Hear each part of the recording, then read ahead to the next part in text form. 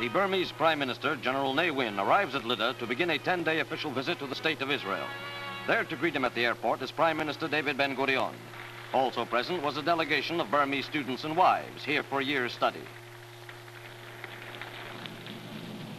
The two Prime Ministers instructed the Guard of Honor.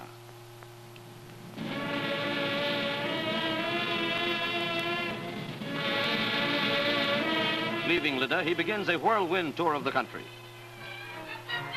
In Jerusalem the following day, school children line the streets as General Ne Win walks to the president's house. As a gift, he brings to the president a silver bowl, a fine example of Burmese craftsmanship. Later that day on Mount Herzl, a wreath is laid to the memory of Theodor Herzl, the founder of Zionism. Visiting the grave of Dr. Chaim Weizmann, Israel's first president, General Ne Win hears from Mrs. Weizmann the history of the Institute of Scientific Research named after her husband.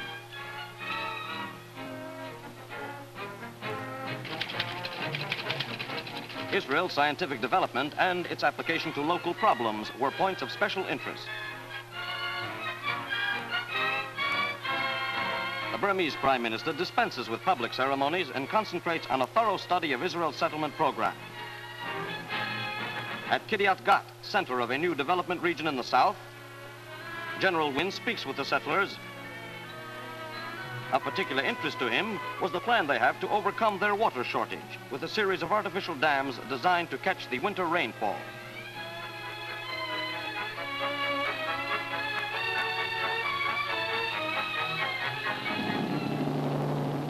At the end of his tour, ranging from the north to the south of Israel, General Ne Win flies to Sde Boker, a kibbutz deep in the south.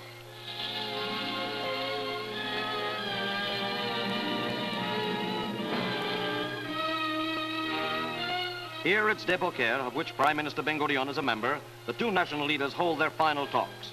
Talks that will help to strengthen the ties of friendship and economic cooperation between Burma and the State of Israel.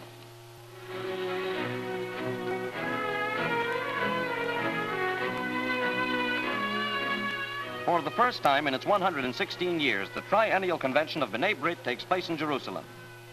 300 delegates and members of this worldwide Jewish organization arrive from the United States and 35 other democratic countries.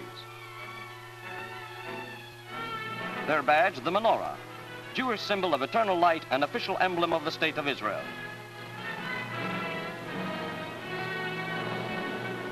3,000 Israelis turn out for the opening meeting in the capital's convention center.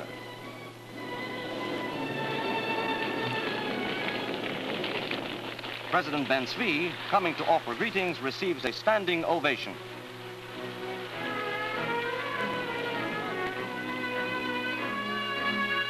Bnei Brith President Philip Klutznick, in his presidential address, gives a progress report of his organization.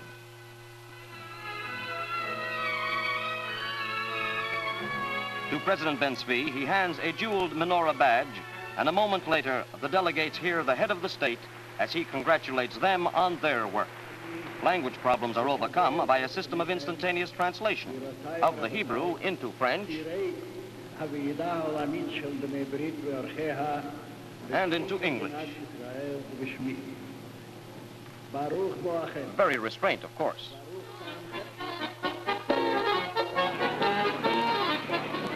An enormous bonfire signifies the commencement of بعומر.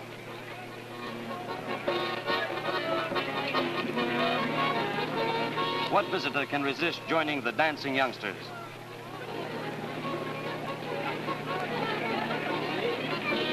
And even for beginners, the steps of the Hora are easy to learn.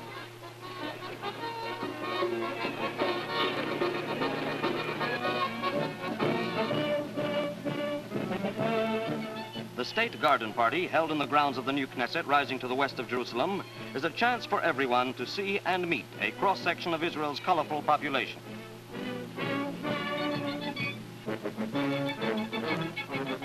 3 orchestras play, but the Haifa Children's Orchestra steals the show.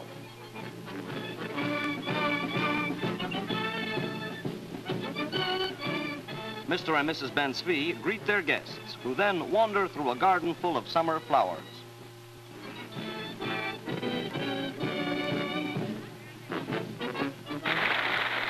At an evening arranged in the amphitheater of the Hebrew University, Prime Minister David Ben-Gurion is the guest of honor.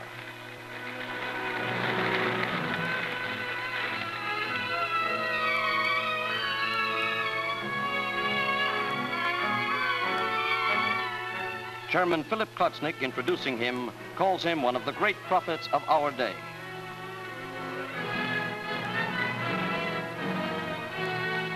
One of the main points stressed by the Prime Minister was the unbreakable link that exists between the Jews in Israel and the diaspora. The Prime Minister underlined the need for all Jews to know Hebrew as a living language.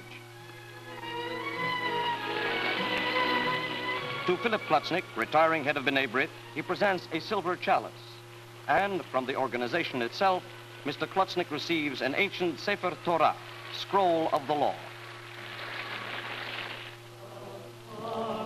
The lights go out, and each member holds up a candle to commemorate the first convention held in Israel's ancient capital.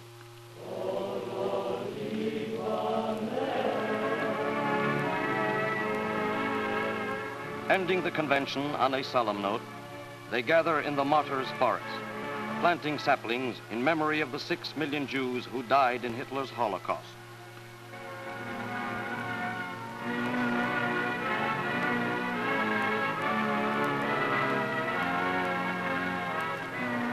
And finally, they visit the new Bnei Brith shrine, carved out of the eternal Judean stone.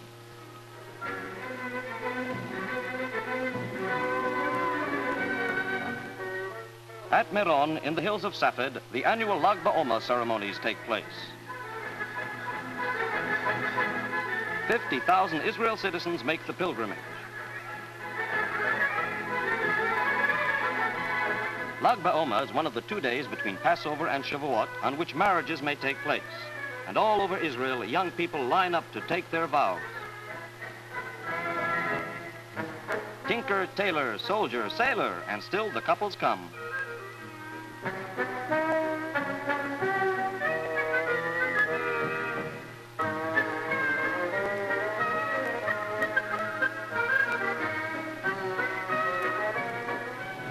The resort town of Nahariya offers the honeymooners free first nights in its hotels and a day's excursion around the Western Galilee. Lovely though the view may be, how can it compete with love? Lag BaOmer couples will have to make the trip again next time to see what they're looking at.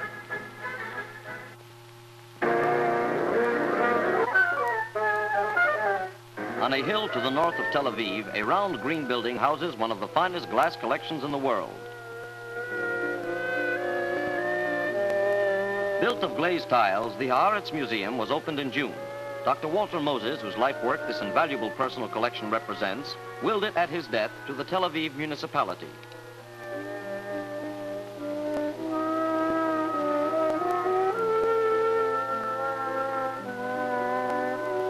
The fragile glass has withstood the ravages of time through the centuries, for it was buried with its owners in hermetically sealed tombs.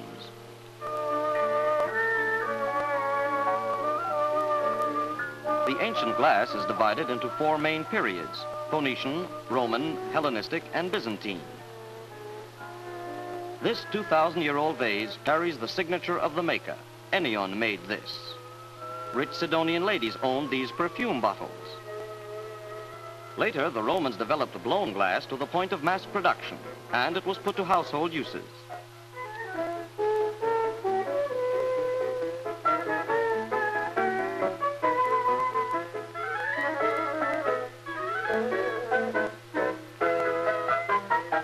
But as decadence set in, it is clearly reflected in the glassware.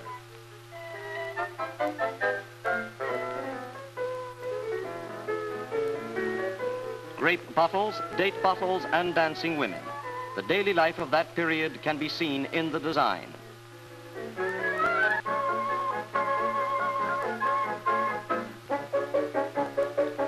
Haaretz Mueuem is only the first of 14 pavilions planned to house the ancient treasure of this region.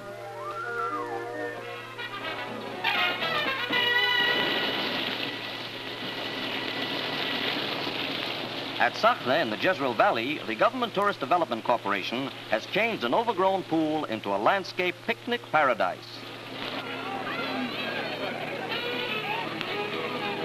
By bus and car from the cities, by truck from the neighboring kibbutzim, the citizens of Israel, loaded with a day's food, come to enjoy a swim in the cool, spring-fed waters.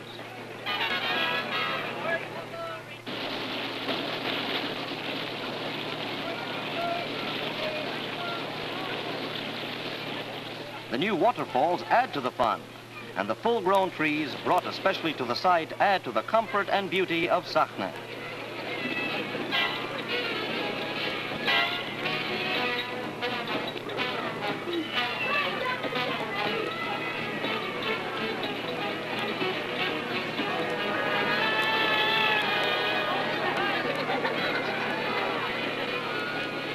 Maintenance of this latest of the country's many pleasure spots is now in the hands of the local authorities. But Sachne itself is there for everyone, soon to become a happy meeting place for Israel citizens and visitors of other lands.